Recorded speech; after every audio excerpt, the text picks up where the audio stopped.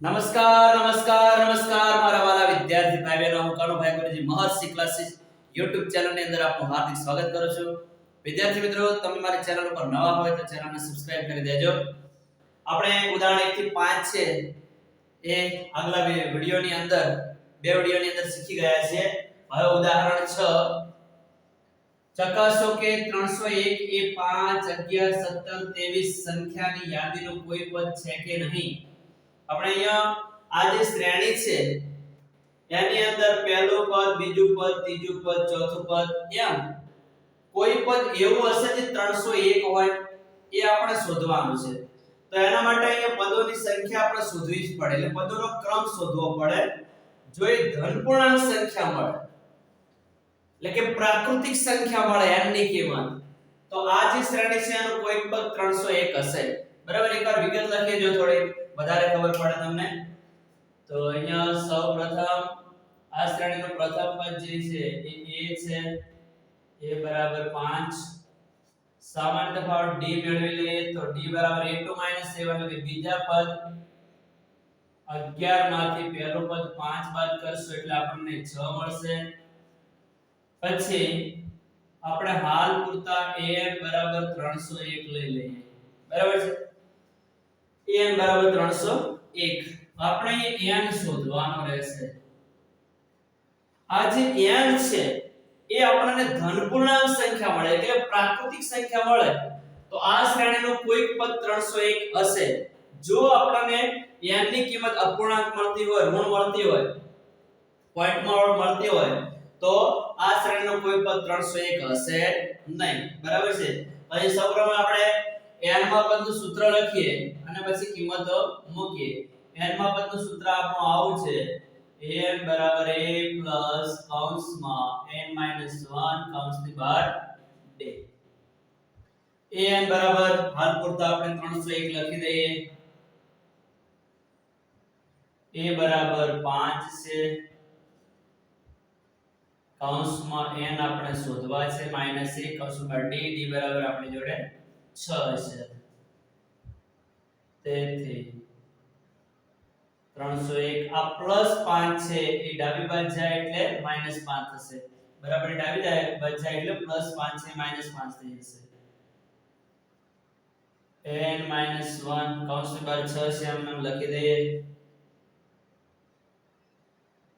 11 માંથી 5 જાય તો 6 9 296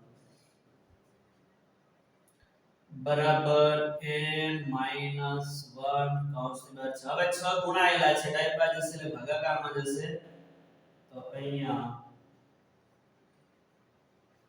296 છેદમાં 6 જમણી બાજુ વધશે n - 1 આ 6 ને અંદરના બે પદ સાથે ગુણીને પછી સાદું રૂપ આપો તોય આપણને કિંમતો સરખી જ મળે હવે જો ઉપર અંશને 2 વડે ભાગી શકાય એવા છે કારણ કે એકમનો અંક 6 છે તો 2 એકા 2 2 ચોક 8 8 ને 9 2 8 16 અને છેદની અંદર 2 તારે 6 2 2 અહીંયા ઉડી જશે તો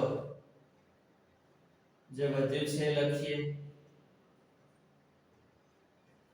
148 છેદમાં 3 વધ્યા n - 1 આ -1 છે ને બરાબરની ડાબી બાજુ લઈ જઈએ તેથી 148 છેદમાં 3 -1 ડાબી બાજુ જશે એટલે +1 થશે અહીં 3 લસા લઈએ આના છેદમાં કઈ લેખ છે 3 અને 1 નો લસા 1 આવે તેથી ક્રોસ ગુણાકાર કરી લઈએ 148 છે જેમ છે એમ નામ લખી દઈશું કારણ કે એની નીચે ઓલરેડી 3 છે એને નહીં ગુણવાના અને એમ નામ લખી દેવાના અહીંથી ક્રોસ ગુણાકાર કરો તો 3 એકા 3 તેથી 8 ને 3 11 11 નો એકડો વધ્યા 1 1 ને 4 5 151 છેદમાં 3 બરાબર n તેથી n બરાબર 151 છેદમાં 3 હવે જો આમાં કઈ છેદ ઉડેવા છે નહીં એટલે અહીંયા આપણને અંશ મોટો અને છેદ નાનો એટલે અશુદ્ધ અપૂર્ણાંક મળ્યો છે. જે પૂર્ણાંક સંખ્યા નથી મળી, જે શ્રેણી છે આ પદોનો ક્રમ છે પૂર્ણાંકમાં હોય 1 2 3 4 5 6 7 8 એમ પૂરેપૂરા અંક હોય.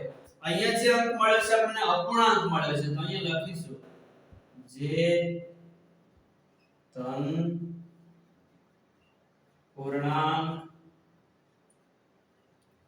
સંખ્યા નથી તેથી આ શ્રેણીનું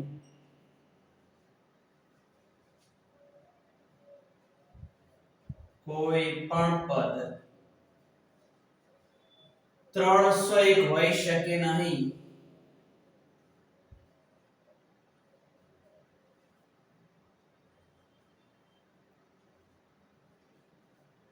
ઓકે, આ રીતે આ ઉદાહરણ ગણી શકાય.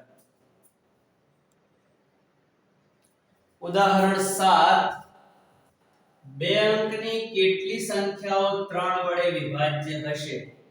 આપણે 3 વડે નિશેષ ભાગી શકાય એવી બે અંકની સંખ્યાઓ શોધવાની છે. તો એના માટે સૌપ્રથમ આપણે બે અંકની નાનામાં નાની સંખ્યા જાણવી પડે. તો બે અંકની નાનામાં નાની સંખ્યા કેટલી હોય? 10 હોય. અને બે અંકની મોટા મોટી સંખ્યા કેટલી હોય? 99 હોય.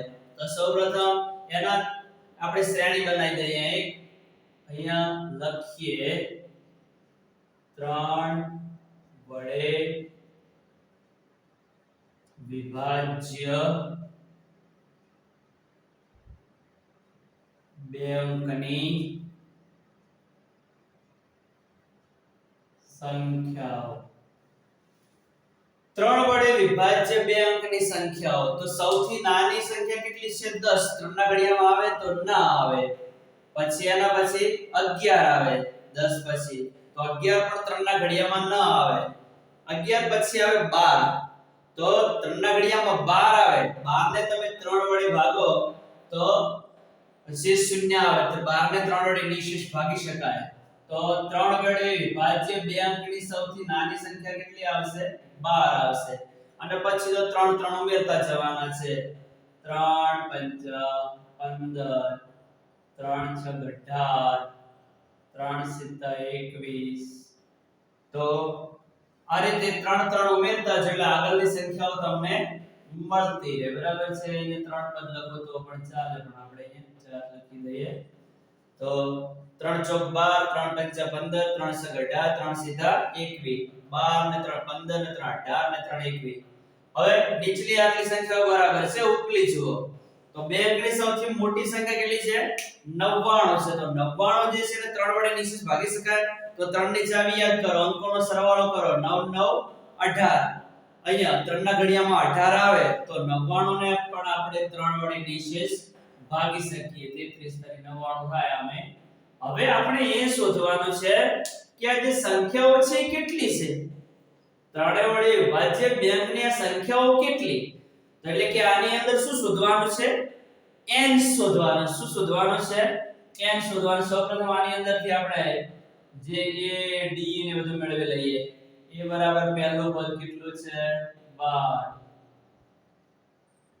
b બરાબર આપણને ખબર જ છે 3 3 પર લખીએ. a2 7 a2 એટલે બીજું પદ કેટલું છે? 15 છે. a1 એટલે પહેલું પદ કેટલું છે? 12 છે. 15 માંથી 12 જાય તો 3. અહીંયા an એટલે લાસ્ટ પદ અહીંયા 99 આપણને આપેલા છે. આપણે અહીંયા સંખ્યાઓ એટલે કે નંબરો શોધવાના છે. કેટલા છે? એટલે કે n શોધવાનો છે. હવે n માં પદનું સૂત્ર લખીએ.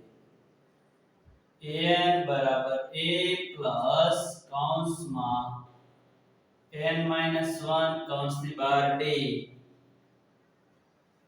an બરાબર આપણી પાસે 99 છે. તો a ની જગ્યાએ લખી દઈએ 99. a બરાબર 12. n આપણે શોધવાનો છે -1 કૌંસની બહાર d બરાબર આપણી પાસે 3 છે. તેથી આ પ્લસ 12 છે ને બરાબરની ડાબી બાજુ લઈ જઈએ પહેલા. બરાબર છે? આ સરવાળા બાદબાકી જોડાયેલું પહેલા એને ખસેડવાનું. જે ગુણાકાર દ્વારા જોડાયેલું હોય એને પહેલા એમ નામ રાખવાનું. તેથી 9 માંથી 2 જાય તો 7, 9 માંથી 1 જાય તો 8 બરાબર n 1. હવે 3 જે છે એ ગુણાયેલા છે, ડાબી બાજુ જશે એટલે ભાગાકારમાં જશે, તો એને આપણે આ રીતે લખી શકીએ છેદમાં 3.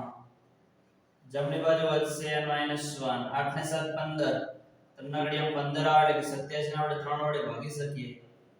3 દુ 6, 6 ને 2 8, બગડે 7 27, 3 9 27, 29 તારી 87, 87 ને 3 વડે ભાગો એટલે 29 આવે. બરાબર. હવે આ -1 છે ડાબી બાજુ લે છે, તેથી એકવાર એક સ્ટેપ કરી દઈએ, તેથી આ -1 ડાબી બાજુ જશે એટલે +1 થશે. n બરાબર 29 ને કેટલા આવશે 30. તો બે અંકની 30 સંખ્યાઓ વિશે જ્યારે આપણે 3 વડે નિશેષ ભાગી શકીએ. બરાબર છે. તો આ રીતે અહીંયા આ દાખલો ગણી શકાય, આ ઉદાહરણ ગણી શકાય. બે અંકની 30 સંખ્યાઓ 3 વડે વિભાજ્ય છે. ઉદાહરણ 8, સમાંતર શ્રેણી 10 7 4 છેલ્લું પદ -62 માં છેલ્લેથી 11મું પદ શોધો. છેલ્લેથી 11મું પદ શોધવાનું કહ્યું છે અહીંયા, એટલે કે છેલ્લા પદથી પ્રથમ પદ તરફ ગણવાનું છે આપણે. તો છેલ્લેથી 11મું પદ કયું હશે? તો આ દાખલો પણ ગણવો ખૂબ સરળ છે વિદ્યાર્થી મિત્રો, આઈએમપી છે. સ્વાધ્યાયની અંદર પણ આવો એક દાખલો આપેલો છે ને આપણે ગણાઈ દીધો છે, પ્લેલિસ્ટમાં મૂકેલા છે બધા સ્વાધ્યાયના દાખલાઓ, તો એ પણ જોઈને શીખવાનો પ્રયત્ન કરજો. જ્યારે છેલ્લેથી 11મું પદ શોધવાનું કહ્યું ત્યારે વિદ્યાર્થી મિત્રો કશું જ નહીં કરવાનું, જે શ્રેણી છે ને એને ઉલટા ક્રમમાં લખી દેવાની. જો પૂરતું ધ્યાન આપજો તરત જ આવડી જશે, એકદમ સરળ છે. શ્રેણીને ઉલટા ક્રમમાં લખતા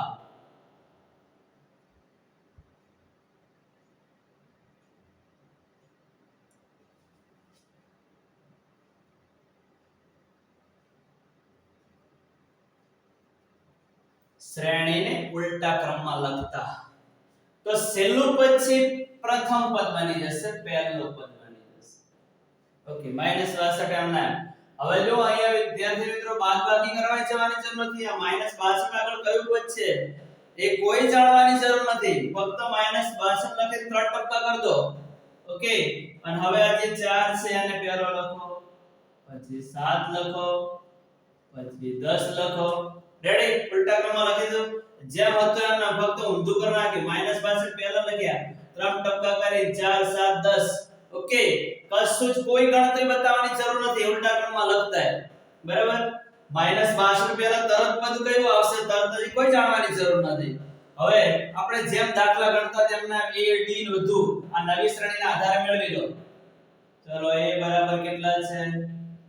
-62 છે. ચલો d બરાબર, હવે d મેળવવા માટે શું કરવાનું? અહીંયા તો પ્રથમ એક જ પદ છે, તો કશું જ વિચારવાની જરૂર નથી વિદ્યાર્થી મિત્રો. જે છેલ્લો 10 જે છે ને એ 10 માંથી 7 બાદ કરી દો. છેલ્લા પદ 10 માંથી તરત જ આગળનું પદ 7 બાદ કરી દો, મળી જાય કે નહીં? ઝીલી 3. રેડી? તો ઘણું વિચારવાની જરૂર નથી. બરાબર છે. હવે આપણે છેલ્લેથી 11મું પદ શોધવાનું છે, એટલે કે m બરાબર કેટલા લેવાના છે? 11. આપણે અહીંયા a11 શોધવાના છે. બરાબર? તો અહીંયા n માં પદનું સૂત્ર લખીએ. n બરાબર a plus n minus 1 કૌંસની બહાર d. જ્યાં n છે ત્યાં 11 લખો.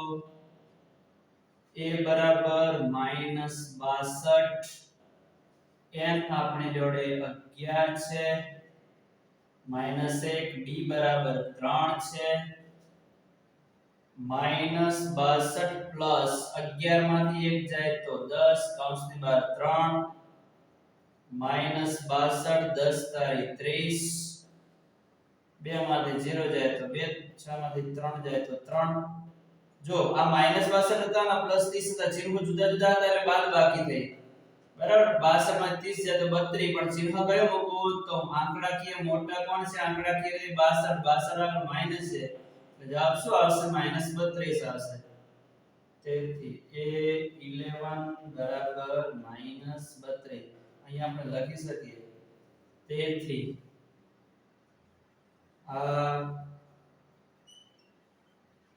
શ્રેણીનું છેલ્લેથી 11મું પદ